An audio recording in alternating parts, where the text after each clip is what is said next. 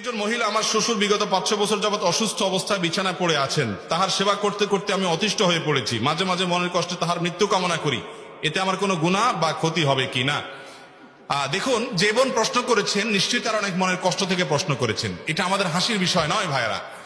কারণ অনেক মেয়েরা আছেন শ্বশুর শাশুড়ির খেদমত করতে করতে করতে করতে আসলে তারা অতিষ্ঠ হয়ে যাওয়ার মতো হয়। আমরা স্ত্রীদেরকে বেশিরভাগ পুরুষরা কাজের মেয়ে বানিয়ে ফেলেছি। তারা কাজ করবে, সেবা করবে, কিন্তু তাদেরকে এই জন্যই আনা হয়েছে। এই দৃষ্টিভঙ্গিটা মোটা দাগে ভুল। তারা আপনার বাসার কাজের মানুষ হিসাবে আসেননি। বিশেষ করে আপনার বাবা যখন বিছানায় পড়ে যাবেন, তখন ওই বৌমার উপরে, পুত্রবধূর উপরে সবকিছু চাপাবেন। এটা অনেক ক্ষেত্রে জুলুমের পর্যায়ে চলে যায়। তিনি ইবাদতের উদ্দেশ্যে, সওয়াবের উদ্দেশ্যে খেদমত করবেন মুরব্বীদের, সেটা তার কাজ। কিন্তু তার খেদমত করতে গিয়ে যাতে কষ্ট না হয়, এজন্য সহযোগী দেওয়া, সহকারী দেওয়া, নিজে কাজ করা, এগুলো আমাদের পুরুষদের কাজ, সেটা আমাদের করতে হবে। অতএব যে বোন প্রশ্ন করেছেন তাকে বলবো, বোন আমার, মানুষের খেদমত এবং উপকার করা যে কত বড় ইবাদত